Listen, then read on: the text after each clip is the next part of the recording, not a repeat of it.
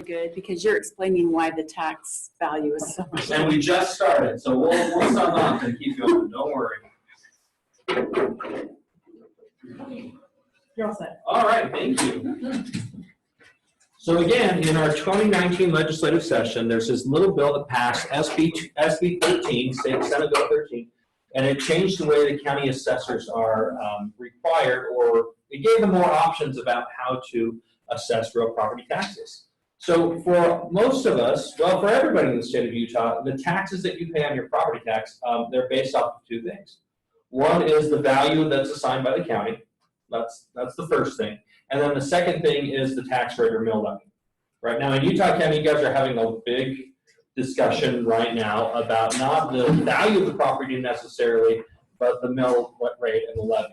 Okay, in most other counties, those taxes have been going up steadily. That mill rate changes every once in a while. But in Utah County, this has a potential to be even more severe than in other counties. So if you look at county tax data, and I think I can get to it right here. I'm going to show you for my house, because I live in Davis County, so it is a little bit easier for me to find this stuff, if that's okay. So in Davis County, they moved their tax rate, their tax stuff to a GIS system, and I hope this is the link. No, this is going to be Davis County, Iowa. I'll bet you $1. And for some reason, Google does not find it as well, or Bing does not find it as well as Google. Anyway, you can get the tax notice. So we get a tax notice, you know, about every October. September, October, it comes. It tells you what you're going to pay. For residential properties, there's two values that appear on that tax notice. One of them is the market value. That's what the county figures your property tax, or what your value is, right? And the other one says tax value. For primary residence, the tax value is 45% less than the market value. That's how it's written into the state code. If it's your primary residence, you get a 45% discount on your county property taxes. And again, if a buyer of real estate purchased a property in Utah County, it was a home, the assessor's office would just assume it was your primary residence, and you would automatically get that 45% discount on your taxes. The new law says every time a document records at the county level that changes the title, you have to redeclare that property as a primary residence, or you do not automatically get the 45% discount. This is the new law? This is the new law, yeah, beginning 2020. So some counties, I think Utah County in particular, they even got more aggressive because the law allows them to do this. They started out sending letters to people who have investment properties, where the tax notice address, where you send the tax bill to, is different from the situs or the property address. And that's a tip off to them, like, hey, the person who owns the property probably doesn't live there, therefore this might be a rental, it might be a short term, like a VRBO thing. And they're asking those residents too to declare, hey, is this a primary residence for you? That means, do you live there 183 days? That's just one day over half the year, right? 183 days consecutively, so you qualify for this 45% tax discount. If you don't, or if you don't have a tenant that lives there for 183 days, your taxes are going to increase. You don't qualify for that tax discount. So a tenant qualifies as a primary resident valuation then too, as well as the owner? Yeah, a tenant can, but the county, if it is a tenant situation, the county has the right to ask for a copy of your lease agreements to verify that it's a long-term lease. Now, most of the county assessors are being they're being very generous with giving this discount out still. I mean, if your tenant's on a month-to-month lease and you can prove, hey, we've been month-to-month for 2 years now, they're just going to be here. They'll probably give you that discount. But for properties that are VRBO, that are the short-term rental, or maybe it looks like a home, but it's being used as a business, those property taxes are probably going to go up, if they haven't already, by that 45% beginning this year. Now, in the new law, it says that notice of primary residence declaration has to be into the county assessor's offices before May 1st, 2020, in order to get the discount. For most people who've been living in their house for a long, long time, you've always had that residential declaration. You've always had that discount, I should say, that 45%. you're probably not going to have to do anything to keep it. But if there's any deed that records, let's say mom and dad deed their property from themselves to their family trust, they're going to have to redeclare that this is the trust's primary residence. If they don't, their tax bill is going to increase that 45%. And you think to yourself, 45%, is that really that big a deal? Well, if you look at mine, if I could get computer work, I show you, but on my primary residence, my assessed value is $375, okay? And my tax value is about $206. Okay, my regular tax bill is $2,600. It's a pretty big tax bill, right, for property taxes. And I pay that monthly through my mortgage payment, right? We have that whole thing, it's escrowed, yippee, yippee, yippee. If I did not have that primary residence, my tax bill would increase about $250 a month because my taxes would go up to $4,075. So it is a big deal. I think this is going to be a big, yeah. Because like you say, most people it'll stay the same, but you know, like you said, your tax bill, 2,000 whatever, mine's like ridiculously double of that. Is it because I live in Salt Lake County? It may be in the county area that you live in, because again, your tax bill is based off of two things. It's the tax rate assigned by the county commissioners and things like that, and there's the tax value. It could be one of those two things or both of those things. And if it is your primary residence, it wouldn't be a bad idea to call the assessor's office and say, hey, or looking at your tax bill and saying, hey, am I getting the credit for having this as my full-time residence, or am I not? Because it seemed like it went up substantially just from last year, because I only pay it once a year. Yeah. It seemed like it went up a lot. It's a good thing to check into. Yeah, checking the tax value, the tax rate, and whether or not you get that. Is this 45% across the board? It is. It's statewide. So what's the thinking on that? I never understood that versus a secondary residence. So the idea Primary is, residence, you put more tax pressure on well, than you would a secondary residence. this has been like a thing since 1982. The legislature passed this thing where you get a discount on your property taxes if it's a primary residence. The last change was it's on this sheet I handed out. It says the last change was in 1995. They changed it to 45%. And the legislature has just decided people who live in their home full-time shouldn't pay as much in taxes. It's just a policy decision. So again, if it's someone's primary residence, either yourselves or a renter, you can still qualify for the discount. If it's a business, if it's a VRBO or a short-term rental situation, they say you shouldn't qualify for that. And they've been doing this in some counties for a long time. Like in Washington County, our folks down in St. George have been dealing with this problem for a while now, because most of the properties down there are not, or a lot of the properties anyway, they're not full-time residences. They're second homes.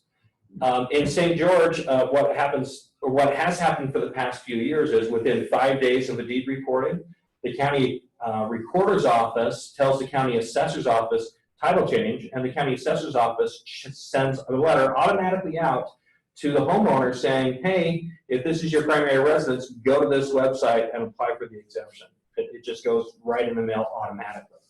Can I ask you one thing? So like on a closing tomorrow, it's on a new home. They're not going to have to do that, are they, on a new home? They probably will. They probably should. And the title company doesn't do anything at that point? So this is kind of an interesting thing, because the state assessor's offices, all of our elected, I mean, we've got 29 assessors in Utah. We have 29 counties. They didn't ask for this bill to be passed. A lot of them had no idea it was coming. And I've emailed or contacted all 29 assessors. I got about 20 of them to call me back or email me back. And a lot of them said, we're just trying to figure this out. The Davis County assessor said, if we had known this bill was going to be a thing, we would have budgeted for it. We would have set up a website like they have in Washington County. Right now, the only thing they have is an email address to send your application back. That's it. That's the only thing that's in their budget. In some counties, they've said, well, we're going to have our own particular form and our own particular evidence requirements. Like Morgan County has their own form that you fill out. Kane County's form is different than Morgan County's. In Utah County and a lot of the other counties, well, Salt Lake County, they actually had their own form prepared. And on the form, it says, is this your primary residence? And there's a little box that says, fill in sales price. Wait a minute, aren't we supposed to be a non-disclosure state? So on that Salt Lake form, you're buying the property as your primary residence. Suddenly the assessor knows what you paid for the house. Does that become a public record? Mm-hmm. It sure does. So there's a little bit of pressure from the real estate industry to the county assessor's office saying, take that off your form. But you can kind of see how every county assessor is handling this law, and it's not their fault, right? Their job is to interpret and enforce the law as it's written. They didn't ask for it, but they're having to enforce it. So you've got this handout that I have. This came from the Utah County Assessor's Office, and it says, what is the primary residential exception? What it describes what it is, and it describes the effects of the new law. And we have a copy machine at Backman Title that I don't know how to use yet, apparently. Because when I copied the forms, it's all skiddy-wampus and upside down and backward. But your question about the title company. Well, isn't this something a title company can do at closing? And the answer is probably not. And the reason being is every county has their own evidence requirements. In some counties, their form says, in order to prove that you live here full-time, you've got to update your driver's license and your voting registration to match the property that's in this county. Can you update a driver's license at the settlement? No. Some of them say, prove to us via your income taxes, right? You file with the IRS and you deduct your mortgage interest from your primary residence. Prove to us that this is your primary residence on your income taxes in order to get this done. The other problem we have on the title escrow side is we're supposed to be neutral parties and we're not supposed to give legal or tax advice. I mean, how many real estate agents love to give legal and tax advice? Nobody. So it's a thing. So we're kind of trying to navigate this not only as a title company at Backman, but industry-wide. Well, what the heck are we supposed to do? So the Utah Land Title Association, the ULTA, they sent a letter out just a week and a half ago to every county assessor's office saying, how are you enforcing this bill? What's the process in your particular county? And we're hoping that that each assessor will send us their requirements about filing, and then at settlement, we can tell the borrower or tell the home buyer, or even for us on a title company side, tell somebody who's doing a refinance who went from their trust to individuals and back to their trust, exactly how to file it. For now, what we're doing at Backman is we're telling our clients in a number of different ways about the new law. One of the ways we're telling them is, you know that really boring sheet of paper that title companies have that's usually called escrow general provisions or something like that. Right below the section that talks about tax proration, there's a part where they initial and we have a conversation. Hey, look, your property taxes were prorated based off of a primary residence. In order for you to keep that proration, you need to contact the assessor's office. That's the first place we tell them that. The next place is on our county utility list. So our escrow officers, most of our escrow officers anyway, will hand out a county utility list. Looks like this. And I'll send this to you too. It'll be color when I send it to you. But at the very top it says, hey, here's a notice about primary residence, and here's the contact information right over here about getting a hold of your county assessor. And they're particular to each different county, right? The third way that we're doing it is on another sheet of paper that we hand to our clients. And let me see if I can find it. My hands are dry, I can't turn the pages. Oh, I didn't make a copy of it. I think I did. The copy machine just stabbed me in the back. It's called a post-settlement checklist. And most of the post-settlement checklist is like, remember to update your address with the USPS, U.S. Postal Service. Or figure out where your gas line shutoff is and your water cutoff line. And, tell HR that you moved. Update your, it has this little checklist of things. At the very top of it, it says, be sure to file your primary residential declaration. Are you going to send that to us? Yeah, I'll send that to you as well. Now, again, we're different in every county. Utah County, they're going to use the form the State Tax Commission came out with, and I've got a copy of it. It's a couple pages in. It is this one. It's called the PT19A form. Okay, and you turn this in after you come into the county assessor's office in order to get that tax break. In Wasatch County, just up in Heber, again, they have their own form. In Summit County, they have their own form. In Salt Lake County, again, I just told you, they have their own form. So it's a little bit different for every county. As a real estate agent, you've got a couple of different opportunities. One of them is talking to your buyer before they move in, right, as part of the sales process, and say, hey, Mr. and Mrs. Jones, the seller of your property, are getting a 45% discount on their taxes. When you move in, you're going to want to have that same discount and there's going to be some work for you to do after settlement or after closing, and the title company is going to tell us what to do. Okay, we can't fill out the forms, but we're definitely going to tell you about the process. Okay, can I tell you the closing I had yesterday morning? Yesterday morning, closing a first-time home buyer. Those are the best kind of closings. Aren't they the most fun? This kid, I call him a kid, he's 23, buying his first home, single guy. He's so excited, so excited. His lender is from out of state, and the out of state lender said, we can't do the tax, we can't do the prepaids, and we can't do the escrow account based off of the primary residential exception. We have to do the proration, or not the prorations, excuse me, we have to do the prepaids and the escrow account off of the higher amount because we have no assurance that that the buyer is going to qualify for that discounted tax. So I just told you for my house, the tax bill goes from $4,000 or 40, whatever it was, down to $2,600 with that. A couple $100 a month. Okay, think about that at settlement and closing. If you're collecting 4 months in county property taxes for your prepaids, and that goes up $250 a month, suddenly it's an extra $1,000 your buyer has to come up with at settlement and closing. Not only that, their mortgage payment, how much does that jump a month? $200 a month. Does that mess with pretty much everything your borrower is doing? Wow, so as a real estate agent representing a buyer, it might be a great idea to have a talk with the buyer's lender and say, okay, how are you going to base the taxes? You and I both know this is going to be his primary residence or her primary residence. Can you base the taxes off of the primary residence amount, that 45% discount? Because if you're not, I need to know because suddenly their purchasing power, what they qualify for just went down $250 a month. You see how that works? Now, the funny thing is, after the first year, let's say and this is what's going to happen to this first-time home buyer, his payment is based off of the higher tax amount. That's the decision the lender made. His prepaids are based off of the higher tax amount. He has the forms and he's going to sign up to get that discount. So in November, his tax bill is going to be, $1,200 or $1,500 less than what he anticipated at closing. When they redo his escrow account for the next year, he's going to get that check back in the mail, and his payment is going to go down. So it's either pay for it up front or get it later, but you should at least need to let him aware. Well, you're going to have to watch what each individual lender. If he was at America First Credit Union, just as an example of a local lender, not that they're good or bad, we could have a conversation, you and I, with America First Credit Union because they live there. We could say, hey, look, dude's going to file his residential thing. It's not going to be that big a deal. Why do we have to worry about this?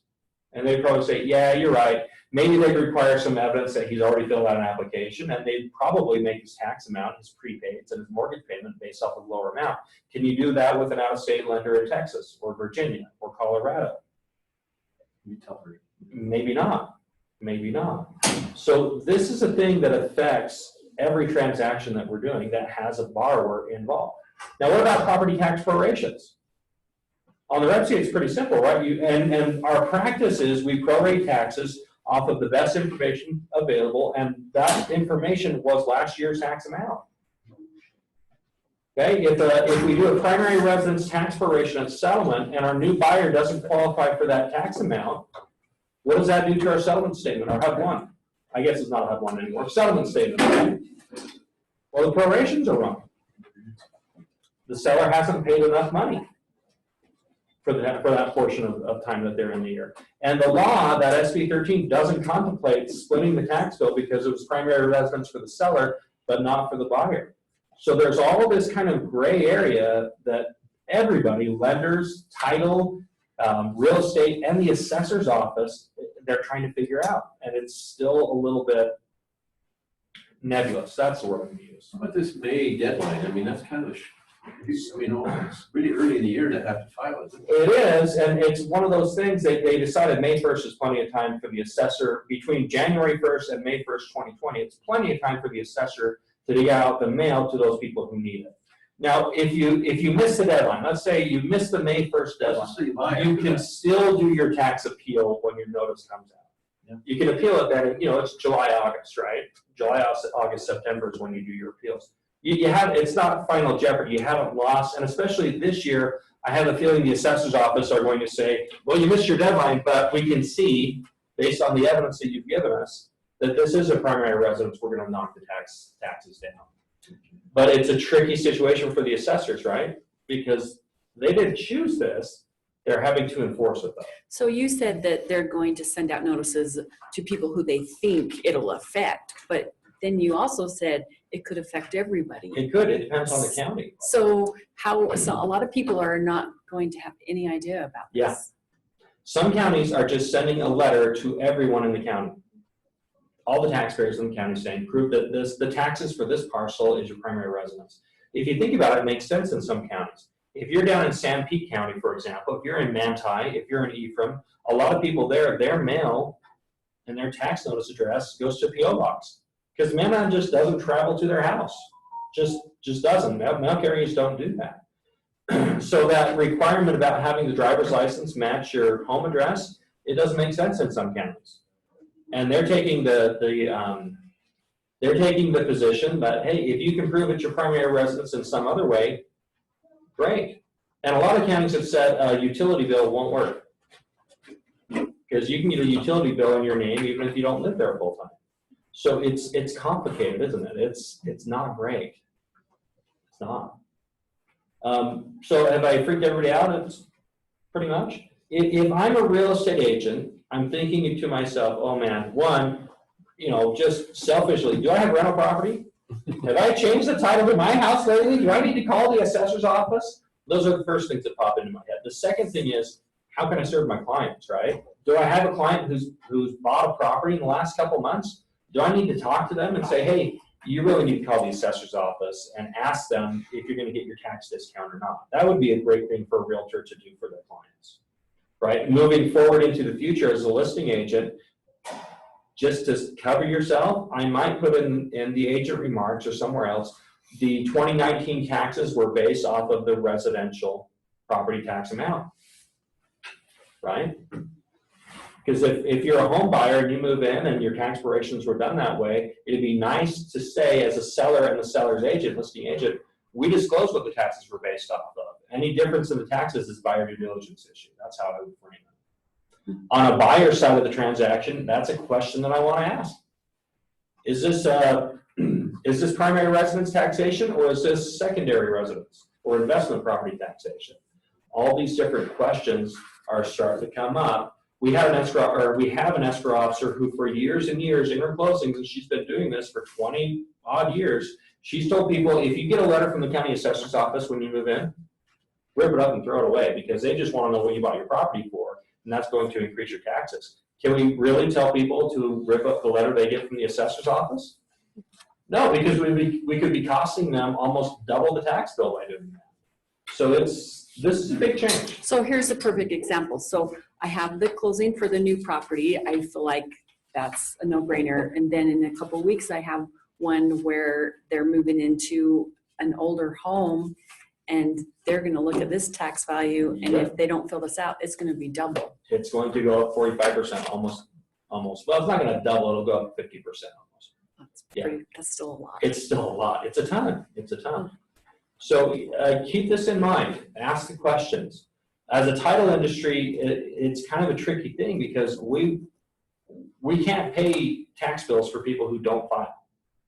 Does that make sense? If the buyer does not file their primary residence declaration and they come back to us and say, well, our taxes went up, reprorate, or you're responsible because you didn't tell us, we're going to say, I'm sorry, we're not responsible. We went over it. It's on your closing paperwork. This is a you thing. You didn't file the bill. We can't pay everybody's tax bill. This has little hooks in it.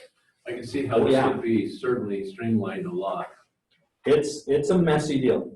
It's a messy deal right now. And, for the legislators who sponsored that SB 13 last year, they probably had great intentions. They probably had somebody in a city or a county say, hey, this isn't right. People are using their stuff for VRBO and they're getting a discount on the taxes that they don't deserve. So I can see the intent of the bill was to raise revenues for the county and for schools and everything like that. All that I think is just wonderful. But the implications and the effects of the bill on regular people, especially people who are trying to get a mortgage with their prepaids, with their monthly payment, they didn't think about that outcome. It's looking to me like they're hoping people don't realize and people don't know, so then they're gonna, I don't want to assign motive, I just don't. they're gonna collect so much more taxes on people's unknowledge. Well, I don't want to assign motives and say, you know, but that might not be in the intent of the law, But that's what's but gonna it happen. could be the effect of the law, put it that way. It could also be, it's just, you're on the front end of a complex issue, and it has the sloppiness factor in it too. Yeah. They might be. They'll get worked out And like I eventually. said, Well, they'll get the protests, and they'll get the heat, and I'm sure it'll. well, and remember, assessors are elected officials. Sure. And is this the assessor's fault? No. They didn't ask for the bill. It just passed, they have to enforce it. So it's a legislative issue more than an assessor issue. It's not the assessor's fault. I mean, again, when you talk to the assessors, and a few of them I talked to, they just got elected last year, right? They got sworn in January. They had a meeting in December of all, it's called assessor training, and all the 29 counties go to this hotel room somewhere in the central part. I don't know if it's in Fillmore or where, to do assessor training, and they have the more experienced county assessors say, here's how to do your job. And a lot of the assessors said, we're going to wait until after our training because we got a few of them that are brand new, and they had no idea when they ran for the assessor's office that this is going to be a thing. Boy, what a way to start your job, right? Wow. I kind of feel for them a little bit. So does anybody have other questions before we move on? I think we've spent quite a bit of time on it, but I think we need to. It's a big old change, big change. Good. Okay. So I'll send you the stuff that I can after class is done. So you'll get a copy of all this stuff that I prepared, and it'll be in color and beautiful, and it's going to be so great. And I need to rewind these slides, and I don't know how to do it quickly on this computer. So heck, man, don't look up here. You might get dizzy. It's like watching other people play a video game. Or, I don't know, riding on a cruise ship or something like that. Anybody get seasick on the cruise ship? Yeah. I don't, but my wife gets sick as a dog, man. She gets so sick on the cruise ships, which is too bad because I love the cruise ship. That is like my ideal life. Here's your little side story. So I just heard that, I've been in Dubai, and I never had mail sent to me there. They have no addresses in Dubai. Oh, isn't that funny? And when you send a letter, you have to say, it's by the White Cathedral, 2 doors down on the right alley. That's how you address a letter. Oh, isn't that funny? Kidding me. I saw it on a science channel the other day.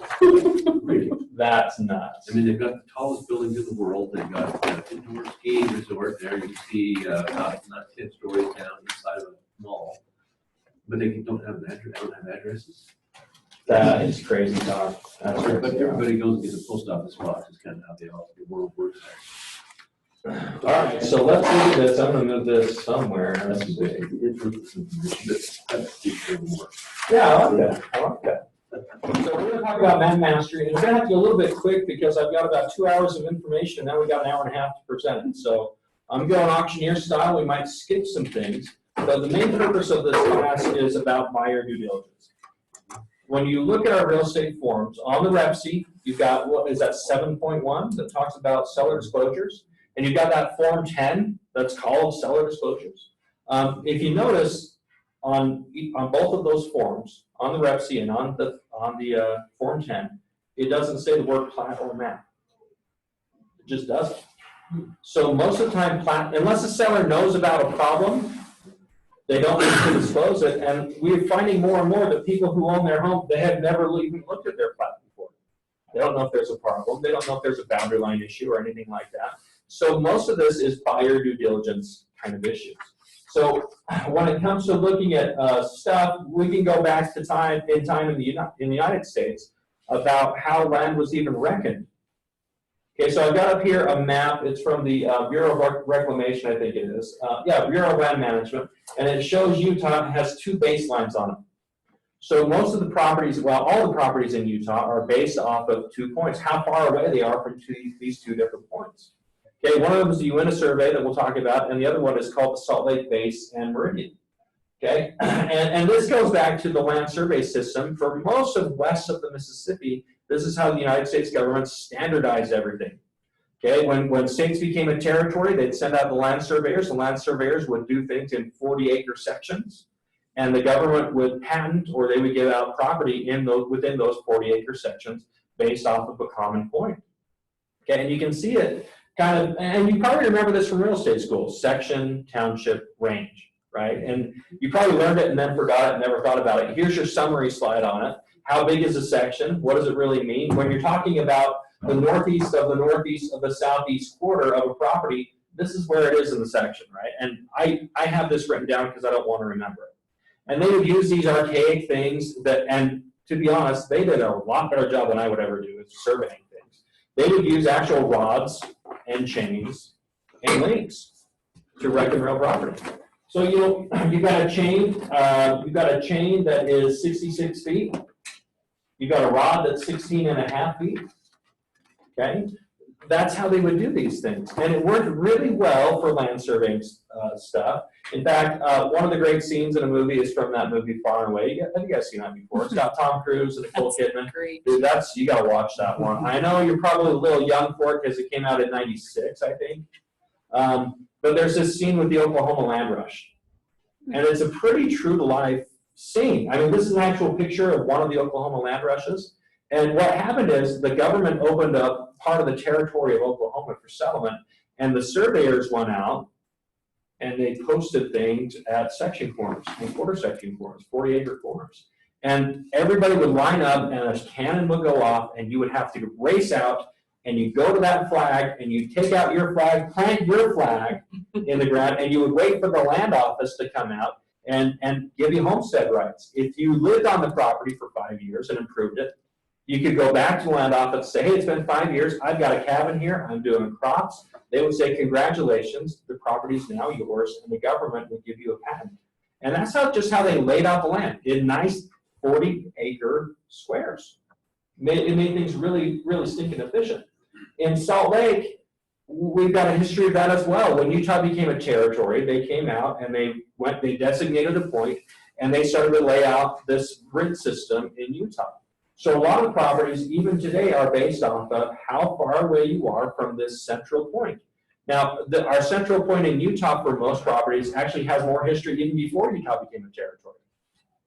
And the pioneer lore goes like this. It's 1847, August 3rd. So on July 24th or whatever it was, Brigham Young says, this is the place, right? You're less than a week later, they're in the Salt Lake Valley. Brigham Young is looking over the Salt Lake Valley, and at a point where City Creek kind of trickles by, he plants his staff in the ground and says, here's where we're going to lay out Zion, right? And the Mormons had done this over and over again. You know, if you look back at where they lived in Nauvoo and Kirkland and Far West, all these things, they'd have these city plats with wide streets, and the temple was at the center of everything, and then they'd have chapels and individual pieces laid out. So when Utah became a territory, they came back and they said, well, you've already laid this out. You've already designated a point. They chose the same point, well, within an inch or two of where Brigham Young planted his staff to make the Salt Lake Basin Meridian. So has anybody walked by and seen that in downtown? It's on South Temple and Main. It's right on the, the southeast corner of Temple Square. If you're like me and you go see the lights with the young people groups around Christmas time, you go and you make them take a picture. And they think you're dark. See, this kid is standing on it. That's Taylor. He's standing on the Salt Lake Basin Meridian. The legal description for this property that we're sitting in right now is based off of how far away we are from the southeast corner of Temple Square. So it's right there. This map is going to change in the next few years, right? About where everything is. Like, I think that visitor center is gone, and maybe not the building. So I have one question. You said that the people that came out to do the survey were only off by an inch or so. Well, they moved it about an inch or so. Yeah. So does that mean that he picked a good spot, or did they just go wherever he decided? I think there's a little bit of both in there, because I mean they had when the Mormon pioneers got here, they had scientific instruments. They could tell how far away they were from things, and they reckoned it pretty well. All right, so here is our section, township, and range map for Utah, right? And you notice how all these lines are perfectly straight. Well, no, they're not. They're not. You get to an edge of the section, there's supposed to be 36 squares in a little section, right? If there was a river or something, they would just end it. Or if there was a little bit too long of an area, or you run into a mountain, things are not exactly square. And then you've got this little section around Duchesne that has the other section that we've talked about. Here it is, our UN Meridian baseline. It says 1875, became 20 years later. When the federal government came to an agreement with the tribes, they designated this as a reservation area, right, where Native Americans could live. Later on, they went back on their deal and they took about half of what they had given them. But a lot of the legal descriptions for the tribal areas were based off of this singular point here in kind of by La Pointe. If anybody been here, I'm probably the only one who's driven out to the UN Meridian.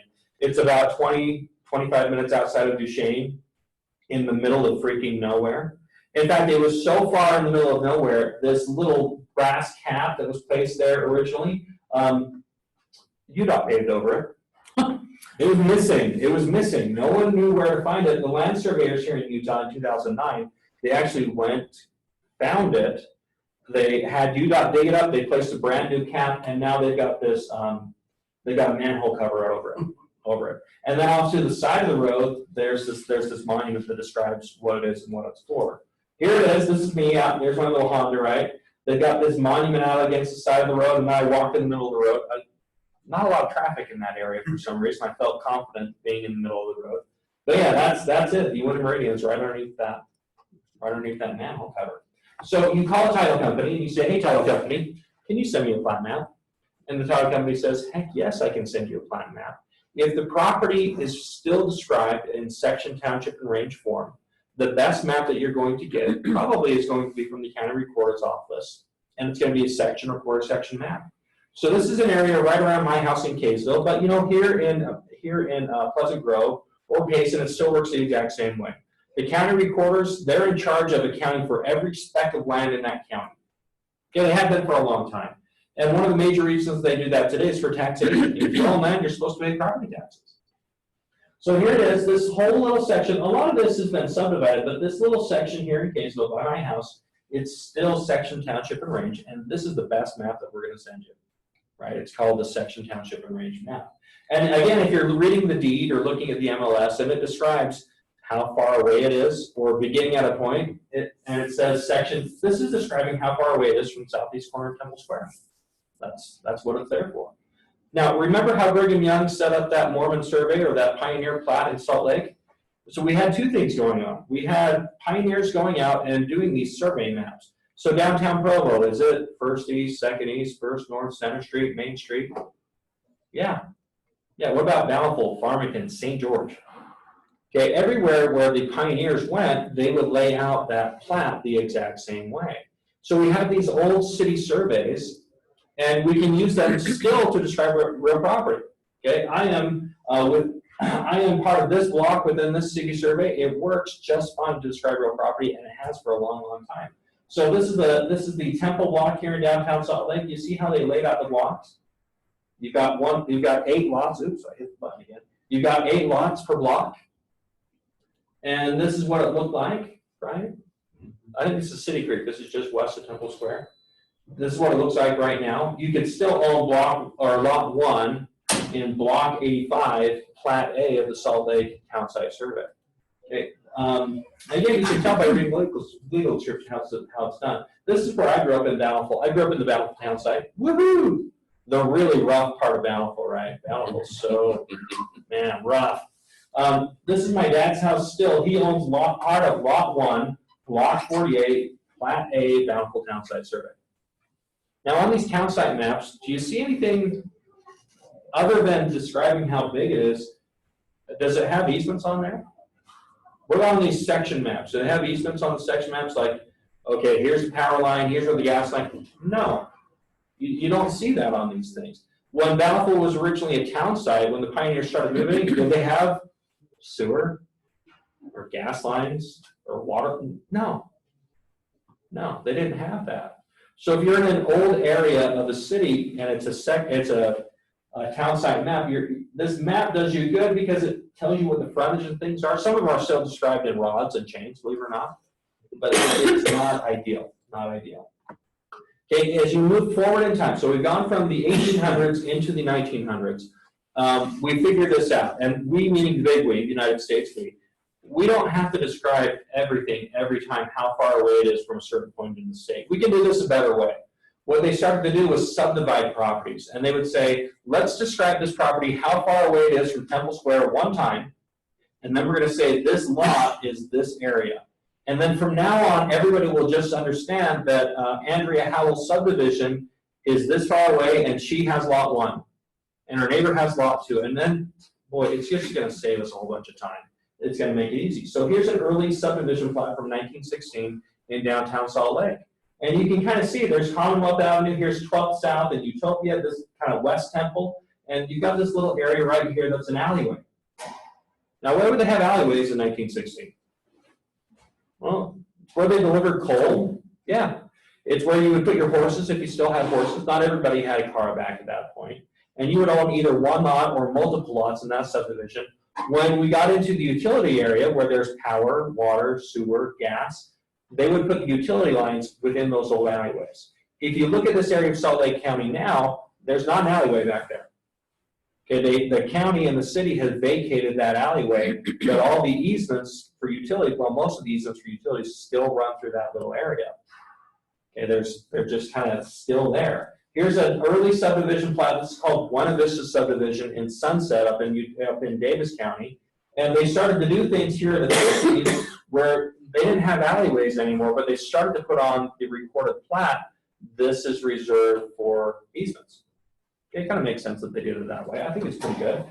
So this gets into a different area within the county recorder's office because there's a couple different plats when it comes to a subdivision.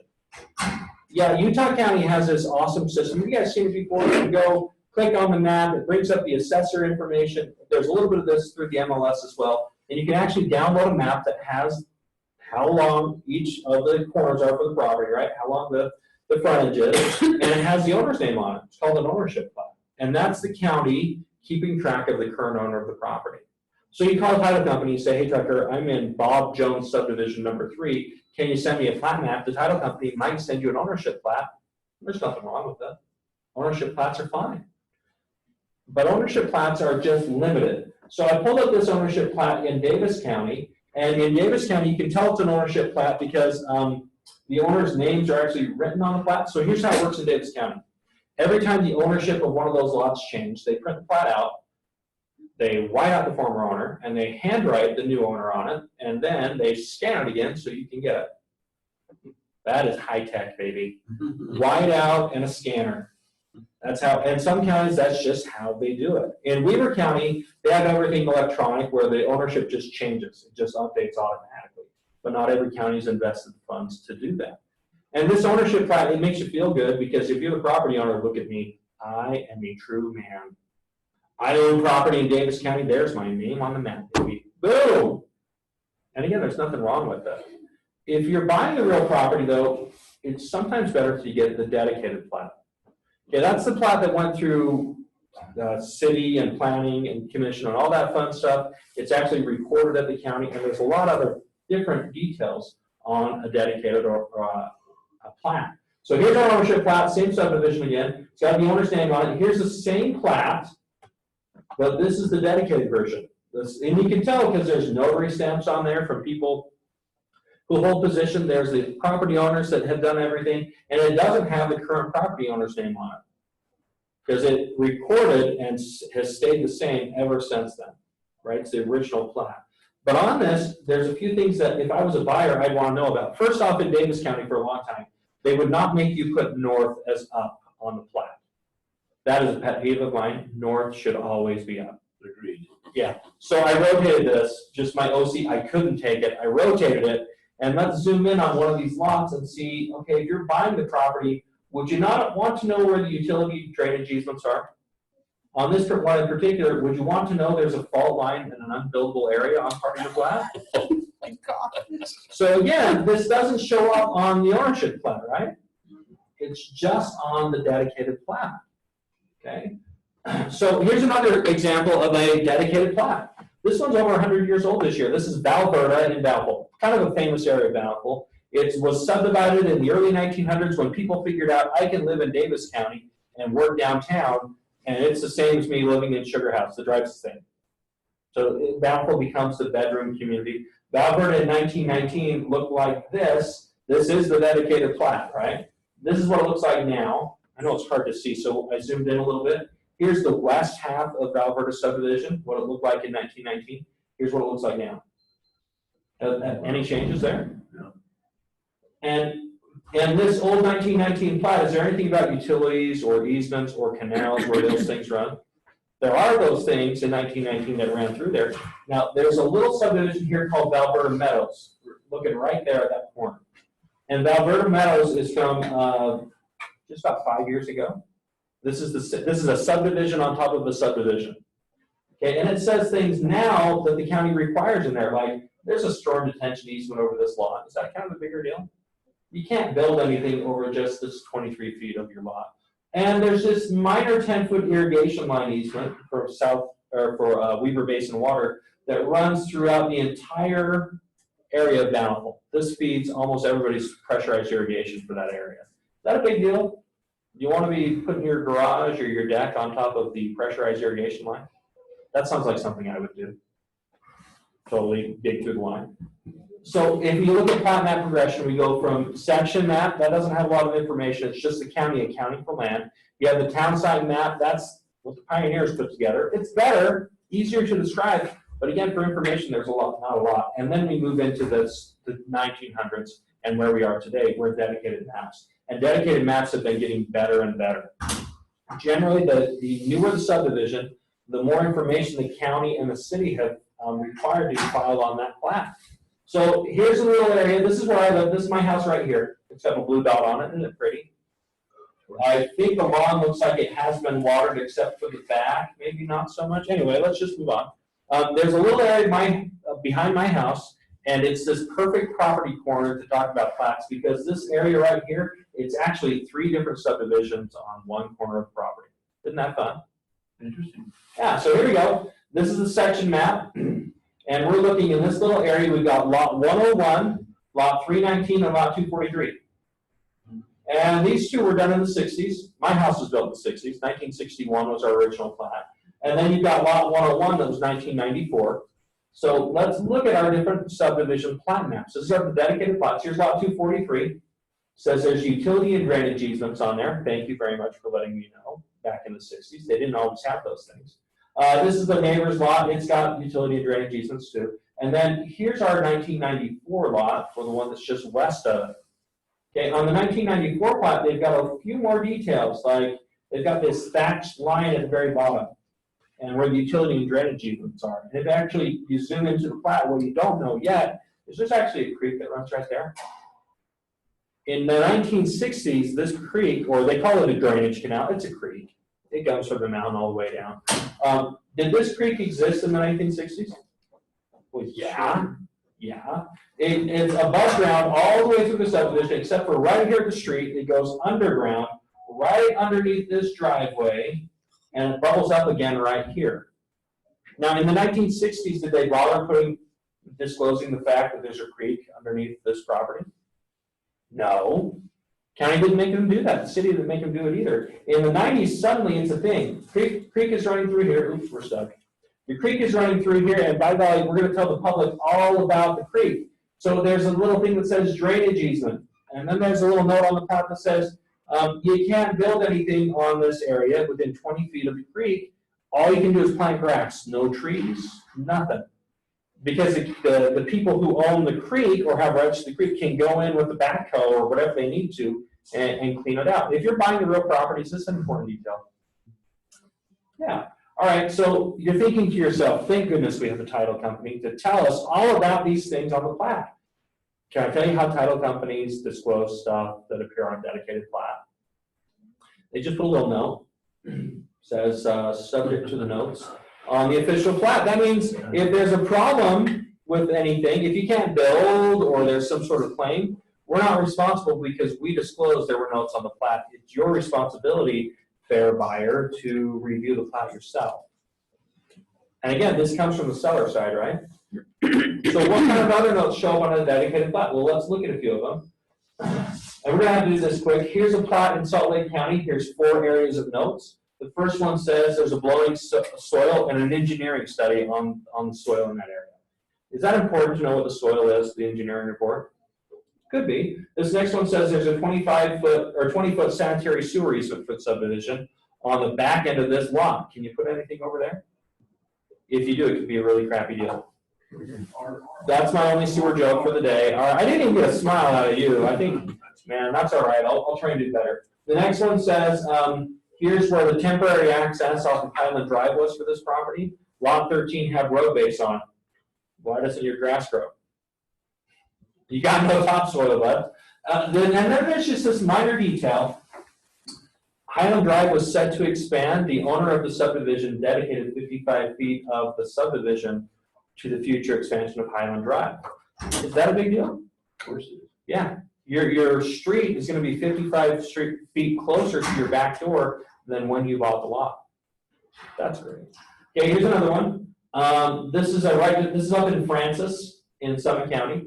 It says, hey, in this area, this is a restrictive covenant. We live in an area that has farming, and there might be sounds and smells and work by farmers, and there's nothing you can do about it. Isn't that fun? Here's the next one. This is Tyler Estates in Kaysville, Utah. It says, here's these huge lots. I mean, these are half acre, or some of them are 3/4 acre lots. But on the back part of these lots, there's a 55-foot drainage and access easement for an underground canal. So you buy a half acre lot so you can put your RV pad in and your huge garage, right? Your He-Man shed. Not a she shed, it's a He-Man shed, right? Can you build anything on there? Does this show up on an ownership plat, by the way? I don't think so. Does not. This one also has an obituary for their son. They said, hey, if you're gonna live in Tyler Estates, live like our son did. And it talks about his life. I think that's kind of sweet. Here's another one. This lady bought lot 25, and she hired a landscape architect to build a new hot tub, waterfall, gazebo. I don't know the difference between a gazebo and a pergola. One of those really pretty things for hosting weddings. And she started construction. There was a landscape easement on the plat that's for a water pipeline from water company, and they called her up and they said, take down your gazebo, pergola, and waterfall. You're over our water line. She said, if I had known about the water line, I would have never bought the property. That's why I bought the property. So we did the buyer side of the transaction. She called the seller side title company and said, I've got a title claim here. And they said, no, you don't. Because it says subject to the notes as disclosed on the dedicated plat. You see how that works? It's not great. Here's Muirfield subdivision in Syracuse. It says we've got a low water table. You can't have your house any deeper than this. Is this a building restriction? Should be. Yeah. Okay, you live along the golf course. I highlighted this on Backman's Facebook. I know you guys are all followers because we're famous. But in Eaglewood subdivision in North Salt Lake, they have a thing on the dedicated plat that says, if the ball goes out of bounds, people can walk on your property to retrieve their ball. Oh, that's fun. This is Lost Canyon Estates in Sandy. Just a few things. Do you notice it says earthquake hazard zone?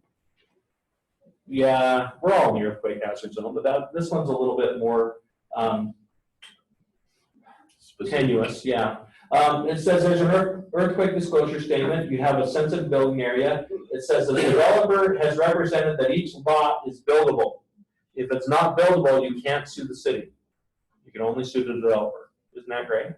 And then it says we're in a high bench water area. That means our property's so far up on the bench that we can't get water pressure up to your house. So all the owners in this subdivision have to pay for the pump and the maintenance of the pump to pump the water up on the mountain so it can gravity feed back down to their house. Is that kind of a bigger deal? The original assessment was about 12 grand per lot to build the pump and maintain it. That's ongoing. So let's zoom in here. You buy lot 34, you can't build in the thatched area. That's this hillside protection easement. And by the way, the Wasatch Fault runs right through the middle of the street. Just a minor detail. This is one in Farmington. I like this plat because it shows CC&Rs. And we're a little bit spoiled in real estate because you ask the title company, can you send me the CC&Rs? And we look and we say, yeah, there's 14 revisions because we're in daybreak. Here they all are, 10,000 pages to read. Good luck. Hope you can Netflix and read CC&Rs. That's what I do. Woohoo! But look at this one. It says, here's the flood zone. Here's an irrigation waterway. Here's a trail easement in Farmington City. So you own all of lot 209, but there's a public trail that runs over the bottom part of your lot next to the creek. So who pays taxes for the land underneath the trail? You do. Can you cut off access? Nope. This is even better because there's a shed, there's an irrigation control shed right here. Okay, the irrigation company owns, can you put your lawnmower in their shed? Who pays taxes on the shed? Well, why not? Well, you do. And then it has this minor thing that says, here's all these different things about how big your building can be, the type of air conditioner that you can have. It says all the water for your lot that falls on it, like snow and rain, has to have on-site retention. You can't drain into the creek or into the city sewer. No. You've got to be No able, it drainage? says on-site retention of water. Oh, wow. That's kind of a bigger deal. This is one up in Farmington again. You can tell I'm from Davis County, right? But this is everywhere. This is Farmington Hills. It's 4 pages of a map. The first 4 pages have no geography on it whatsoever. It's just notes about the plat. One of the notes says, there's a pipeline here the government owns. We don't actually know where it goes. If you build something and they have to take down your property, we're not going to pay for it to be replaced. Okay, that's the first thing. And then there's some general notes. It says there's that easement, and then it says retaining walls for the public right-of-way are property of the adjacent individual lot owners. They're up on the bench, up on the hill in Farmington. In order to build anything there, you have to have a retaining wall.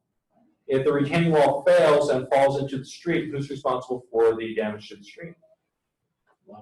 Lot owner is. Okay. So here's our final map. This is page 4 of the dedicated plat. You look at it. This looks like a circle right here, right? It's not really. It is right now, but eventually the plan is to push this road through adjacent to your lot. By the way, here's a water line that runs down. Here's another water line that runs down right here. Here's a slope easement. You can't build here. And here's where the Wasatch Fault runs. Is this, again, does this show up on the ownership plat? Okay, let's keep going. This is Farmington Ranches. Has anybody been to Farmington Station yet there? The brand new mall. It's beautiful. It's really nice. I like it. I like it. West of that is Farmington Ranches. It's a subdivision that has common area for wetlands. So some of these wetland areas are actually pretty big. They're bigger than the lots that you can build on. Can you do anything on the wetland? No. But you have an HOA that pays for wetland maintenance. Okay, you have to have a place for mosquitoes to breed in that area. I think that's kind of how it works. This is the ownership plan in Salt Lake County, and this area is along Wasatch Drive. That's pretty expensive area, Wasatch Drive, right? That's where the millionaires and multi-millionaires live in Sandy, in that kind of area right here. So here is this green area. This is called Rainbow Oaks PUD. Doesn't that sound like a magic place to live? I live in Rainbow Oaks. Every day a leprechaun leaves a little pot of gold from the money I've earned overnight on my interest in my bank account. It's just right there every time. So you get an ownership plat from the county. You say, hey, show me lot 3 Backman Title. And Backman Title says, here's lot 3, and there's nothing wrong with this plat. So here, we're going to look at this area in pink. Here it is on the aerial map. This is one of the chapels for the Church of Jesus Christ of Latter-day Saints, and next door is lot 3. That lot is actually bigger than the church lot. So here it is in pink, and what I've done is here is the dedicated plat for lot 3. See, here's lot 3 right here again. It says you're in the earthquake zone. And then it says these things like there's a surface rupture study, there's a rockfall path study, and again, you're up on the bench, so you have to pay for extra for your water. And then as you zoom in, there's this whole area that's shaded that says you can't build here because of the slope. And by the way, this dotted line right here, this is the Wasatch Fault. And by the way, these little dashed lines right here, this is where the utility easements run. So again, what I've done is I've overlaid the plat with how the property is laid out right now. Okay, so here we go. See how that works a little bit? Unbuildable area, fault line. Here's the main house. Here's the I don't know if that's the servant quarters or what, the garage or something like that. You see how they built it? So they built it right. They didn't do anything wrong, right? Yeah, and you got one fault line that runs here and another confirmed fault line right here. Right? So here's how it works. I did it another way with color so you can kind of see it. That makes sense? Yep. So if you're the home buyer, do you want to know that? Sure. Yeah. If you're the rich guy who bought it, do you even know? No. Probably not. Are you going to disclose it on Form 10? Unless you know something, you don't have to. Okay, so here's this is from the Utah Quaternary Fault and Fold map. This shows where the Wasatch Fault runs. Here's that church. Okay, here's that map in 3D. You can actually render it in 3D. And here's who actually lives there. It's the rock. We used to call that the turkey farm. Oh. And so you think to yourself, is this an earthquake or just Chuck Norris doing push-ups? I don't know the answer to that. It's probably Chuck Norris. And is it a Chuck Norris joke? No, it's a Chuck Norris fact. They're not push-ups. They're push-downs. He's pushing the earth down. Right? Well said. So I've been telling you for a while now, real estate agents, if it's subdivided, hit the dedicated map. Are you guys getting this? Especially on a buyer side transaction. I want to point this one out in Weber County. This is Olympia Park subdivision in Weber County. Here it is, the dedicated map. We're going to look at these lots right here. Okay, 6, 7, and specifically lot 9. It's got utility and drainage easements right along the edges right here. Kind of a cute little lot. Here's what it looks like on the aerial map. Here's what the house looks like. Isn't that a cute little house? Yeah, I like it. So this comes directly from the assessor's office, how they're taking pictures and evaluating the real property. And then here is the ownership plat from Weber County. And the do-gooders in Weber County have started to plat where pipelines and easements run in their county. They want to cross one. There are people there just platted on their ownership plat. There's actually a 60-foot right-of-way for a pipeline that runs right through this subdivision over half of lot 9. Wait a minute. Where's the pipeline easement run? Right under the house and the garage, the main living area. So should you just get the dedicated plat? You probably want the ownership plat too. And if my house was done in the 1960s, you know, my subdivision was platted then, and since the 1960s, the boundary line has changed, my 1960s dedicated plat will not show me how the property is right now. It'll show me how it was in 1960. I have to get the ownership plat to see if there's been any changes since then. You should ask for both, the dedicated and the plat map. Okay, let's shift the responsibility. So we go to Backman Title and we say, oh, we want this, we don't want to dive into maps. We want somebody who is in the map business to dive into maps, you. So we have some specific things that our underwriters that the title insurance industry has told us to do. One of them says, if you discover notes on a plat map, make sure you take exception to it so you don't have to pay for a loss. So at Backman Title right now, our title searches, in fact, I took this sheet from some training that we did at Backman with our title, with all our whole staff about how to disclose things on the plat map. We're still putting that, and everybody does. Our title searchers now are going through our files and saying, if there are notes on the dedicated plat, we're going to describe what they are. They're still an exception, but we're going to describe them a little bit better. The other thing is we're looking at 3 different types of plat maps on every file if it's been subdivided. Dedicated plat, ownership plat, and actually the aerial map that we'll look at in a little bit. But this is primarily looking at from your risk side, not necessarily to disclose to the client, right? Well, the idea is we send our title reports out with the 3 plat maps attached to it. That's the idea. Can you tell me this? So you compare to the majority of other title companies, would you say? I don't know what they're doing. Here's what I do know. There are several, if not the majority of escrow officers, that if you ask them the difference between an ownership plat and a dedicated plat, they would have no idea. And if you think about it, when you call a title company and you ask a question, a title question to an escrow officer, is that what they're trained to do? No. They're preparing settlement statements, they're balancing files, they're doing settlements and closings. That's their #1 job. They are part of a title company, but they're doing escrow. If you're going to ask that title question, you should ask a title searcher, someone who has that license, who's probably not involved in the settlement process, but is involved in evaluating the real property and putting the report together.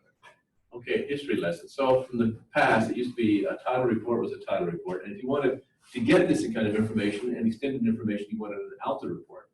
So ALTA is the American Land Title Association. So all title commitments now are ALTA commitments these days. Yeah, these days. But back in the day.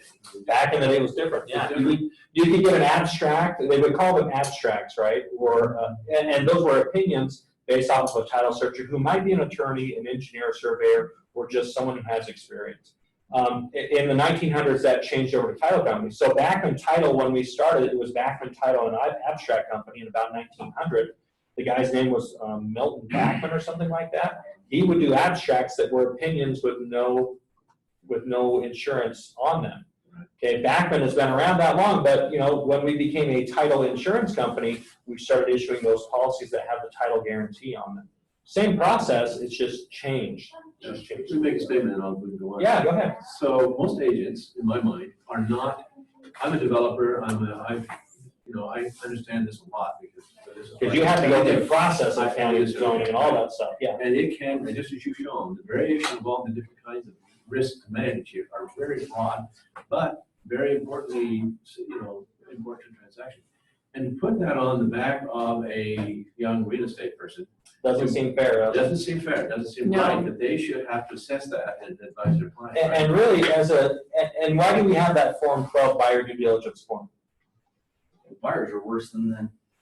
But you're supposed to at least give them the information and Yeah. tell them to read it. And on that form, it says things like, maybe you should get a survey, maybe you should review these maps and things. And it's to keep you guys from being responsible for giving them bad advice. So, you know, as a title company, this is what I do with the clients who come to me. And to be honest, I do a lot of CE for Backman, a lot of training for Backman. I don't do closing. I don't close my own files. So if you try to send me a title order, you know, hey, can you do this closing? My answer is going to be no. That's not my role anymore. But I do have some clients that I still market for. When they ask me for property information, guess what I'm sending them?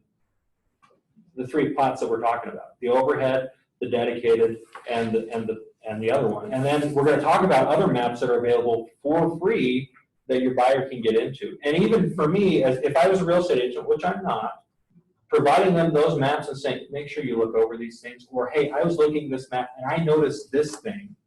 It might affect your future plans on the property. That's probably important to do. So here's the new big business opportunity, that's to be the map and analyst company, right? Yes, actually Backman's looking into that. Yeah. So let's move on. Let's summarize our plat map types. Section, township, and range. Are you going to have any easements on there? No, it's just accounting for the property. City surveys? No. Okay, on a dedicated plat, we've seen all this stuff. All this stuff that went through planning and zoning, and again, the closer you get to 2020, the more information the county, city, and state has required to be on those things. So if it's a brand new subdivision, you're going to see things on it that you wouldn't have seen 20 or 30 years ago. It's just more requirements. They're better. They're better. Now in Utah County, how's our boundary lines doing in comparison to the recorded legal description? Well, they redid them all, so we have a lot of. And there's a lot of gaps and overlaps in Utah County, and those are things that usually you can't solve before settlement, but they still need to be disclosed to a buyer. Okay, I've got a couple of that I can show you if we have some time. So here's our section map. Here's our city, our township, our city survey map for my dad's house. Okay, and here's our subdivision map. The subdivision dedicated plat is going to have, it's not going to have the owner's names on it, but it will have things that you can tell, like notary stamps. Okay, and dates that are on that map. Okay, so here's our less information to more information kind of rubric. You can look for dedicated plats in lots of ways. In most counties, you can pull them for free. In Utah County, you can pull a dedicated map for free. It's right through their Utah County land system. And let me see if I can get to it here. It's here somewhere. I gotta move this stuff around. Oh, here's web access. Our Utah County land records. The way you're doing it, a lot of people go down here and map search because that's, it makes sense. That's where I find the map. Actually, you go to the development subdivision search. That's where you download the dedicated plats. It's not in the map search area. It's in this development subdivision search. Okay, there's a few other ways to download them in Utah County. I'm not sure we're going to have time to go through all of them, but I'll send you the links and things like that to get to it. So dedicated plat maps are pretty awesome if your property's been subdivided. You know what's even better? Surveys. So this is a little area in Salt Lake County. This is a residence. This isn't a business or anything, but you see this house with the gray roof? This is from Google Earth, right? We're going to look at this house with the gray roof, and maybe I can move that up there. Here is the tax map. It's lot 167. Nothing wrong with the tax map, right? Here is the dedicated plat for lot 167. I zoomed in on this one. It says there's utility and drainage easements just apart on this south end. Okay, all this other stuff is describing the arc of the curve of Karen's circle. It doesn't really apply to our lot. What they did in this one, though, is they actually had a survey done. And the survey will tell you things that you didn't know before, like where does the building land on this one? Where's there cement versus grass?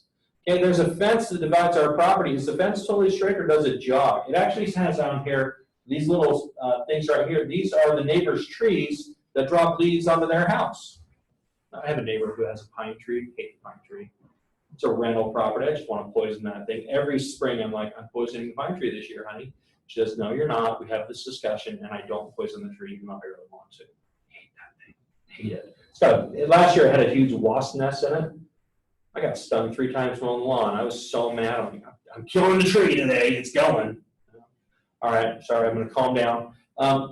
So some surveys are better than other surveys. You go to a surveyor and say, do a survey on my property. What they may do is just describe how far it is from fence post to fence post, right? That's a survey. Other surveys are more complicated and complex. You might just tell the surveyor, describe how the property lines are, and then compare them to the legal description on my deed. That's a more expensive survey. Kind of top of the line survey is called an ALTA survey. Now, when you do something with the SBA, Small Business Administration, when you get a business loan, they all require an ALTA survey. An ALTA survey means American Land Title Association approved. So surveyors and the title folks got together. Here's an ALTA survey for a commercial building in Davis County. I think this is Red Lobster, Cheddar Biscuits, yeah. But look, it describes how do you get there on foot, how do you get there in a car? Where do all the utilities connect? How many handicap parking spaces do you have? Where's the ramp? Where do you connect for telephone? Where are the trees? Do you see how specific this is? It's because the SBA wants to know that the property's insurable and you can actually drive a car there and get to the business. And that you actually have an easement for your communications and things like that.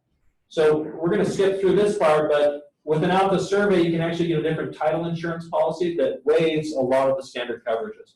We're not going to talk about that right now. But again, if you look, section map versus ALTA survey, there's more information as you move through those things. So how do you find surveys? If it's a public survey, the surveyors are required to file that within about 90 days after the survey's been done, and you can actually pull them for free in most counties. So has anybody ever used the Utah County Surveyor system before? It's so easy. It's so easy. So let me go back to, oops. Let's see. Let me go back to here and figure out where we are because I pulled this up before we started. This is called the Utah County Private Survey Map. And I can throw in an address here, or if I'm really good, I can just zoom in on the map and decide where I want to look for surveys. Okay? I can change what the map viewing options are, or at least I could if I could get into the layers. I can change this to the satellite view. And you see all these little red things?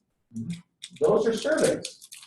So I can go here, and if I'm in this area, I can say, show me the survey for this. It'll say, would you like to see the survey, Tucker? And I would say, yeah, I really would. I'm going to click on it, and it's going to download the PDF of the survey for free. Now, you can do this for free in Salt Lake, in Utah, in Weber County, in Box Elder County, believe it or not, in Cache County. You can do it in Southern County, too. Wasatch County has their surveys available. In Davis County, they're behind a paywall. That's a big eye roll. Yeah, you have to pay for access to the surveys. And they cost $1 each, if you can believe that. So when you said between private and public surveys, like if I go pay to have a survey done, Your surveyor is going to turn it over to the county. and it automatically turns into public, Mhm. even though It's I public. word. Yep. It's a public thing. It's a public thing.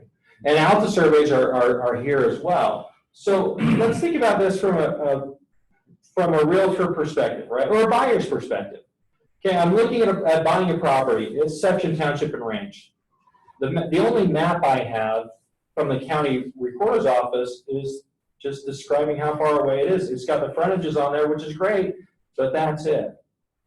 But I'm looking at the survey map, and maybe there hasn't been a survey done on my property, but maybe there was an ALTA survey done on my neighbor's property.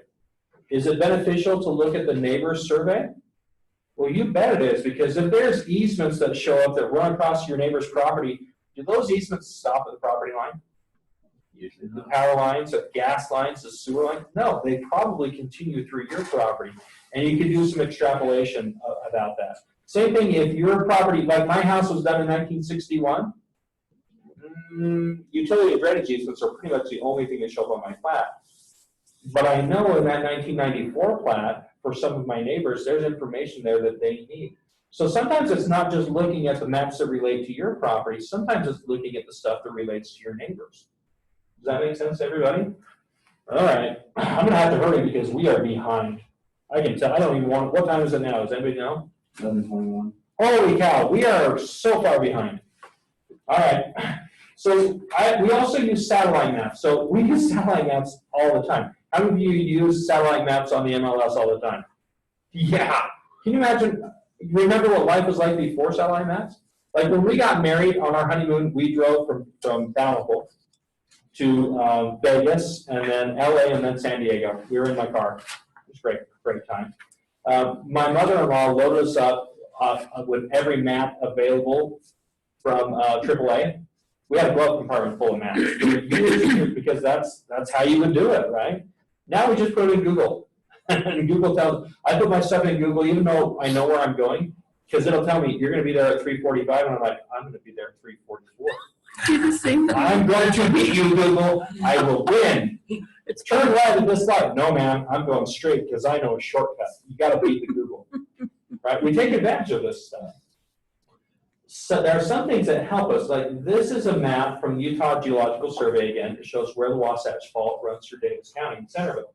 I had a realtor who called me up. She said, "Hey Tucker, I'm looking at buying some lots in Centerville, and I heard from somebody that Centerville City will not give us a building permit for these lots." They were subdivided way back in the 70s, right? And so I said, "Okay, what's going on here?" I pulled up the earthquake map for the fault line map, and then I looked at Google Maps. Oops, got tricky fingers. Here's our 3 lots of the subdivision. Centerville will not give you a building permit for it.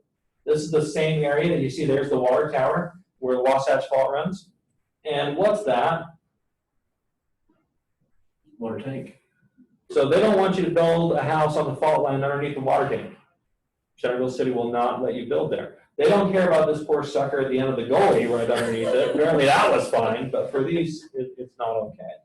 So we can use these information use information on maps by using a system called GIS, Graphic Information Systems. And what GIS does is it takes a base map and it adds layers of information on top of it. So with our surveyor map, that's a GIS system map. We have a base layer that shows the map, and then we just overlaid on top of that where the surveys are, and we've added the link to download the surveys.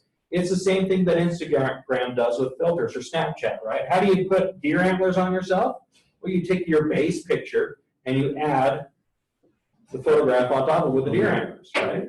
A layer. It's a layer of information. That's exactly what Photoshop works the same way. Has anybody used Photoshop before? Take Photoshop, you have your base photography on there. You add a layer to make the clouds look better or the sky looks bluer. It's the exact same process or same technology. So we combine data and maps together, and there's a lot of ways that this helps real estate agents. So we're not going to answer all the questions about GIS, but one of the best maps available for free in the state of Utah is on this website called parcels.utah.gov. I want to show it to you if I can. This is parcels.utah.gov. It is my favorite website. Not Facebook, not Instagram. I know those are apps too, but parcels.utah.gov is a life changer because it shows the boundary overlays for all 29 counties within the state of Utah. And I know Utah County has their own map, and it works great, and it has the assessor information link. But let's say you're not in Utah County. Let's say you're showing homes down in Nephi. Has anybody ever tried to glean information about property in Juab County? It's tough. Morgan County is the same way. They just don't have a lot online. Juab now has a couple of resources, but for a long time they had nothing. So you would call up your title company and say, "Hey, I'm showing homes in Nephi, but there's this lot behind it. Can you tell me who the owner of that lot behind this property is?" And at the title company, we're thinking to ourselves, behind is not a direction. Is this north? I mean, we get those calls all the time. So it's 3 lots down. There's a yellow truck parked in front of it. Like, dude, I'm not clairvoyant. I can't. Well, let's I can't do that. Dubai. Yeah, exactly. So I'm going to zoom in here in Juab County, here in Nephi. And what's going to happen is the lot lines from the county recorder's office are going to populate right here. And if I click on it, it'll actually tell me the parcel number. So if you're looking at this house and you want to know what's going on with the lot next door, you can pull this up on your phone and say, hey, Tucker, I'm here in Juab County, and I need to know about this parcel number. Is that a different conversation than there's a yellow van and a red tree?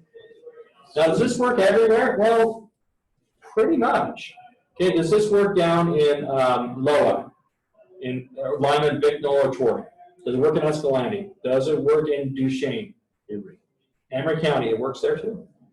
It works there too. Now, the county, they get this information from the county recorder's office, and some of the information is better than others. And a lot of it depends on the size of the county and the budget. For Salt Lake County, they're updating this map a few times a year. Now, what about if you're in Emory County or Paiute County? You're probably going to be a few years behind because they just don't have the budget. The state sends people down there to help them do things like that. But still, it's better than nothing. Getting an old parcel number or an old boundary line is better than nothing. And again, this is my favorite map. Now, what the state has done with this is they've continued to use this same technology in other areas, right? So you have the water right map in Utah. Has anybody ever used a water right map before? So the water right map in Utah is really great. Now, this is not a water rights class. If you want a water rights class, call my buddy Brad from First American Water. He does water right insurance. Yeah, and I'm going to send you this slide too, so you'll have everything that you need to. But Brad Dobson does water right insurance, and they can do water right perfection the same way a title company can do a title search. Does that make sense? They'll trace the history of the water right, tell you what the water right is used for.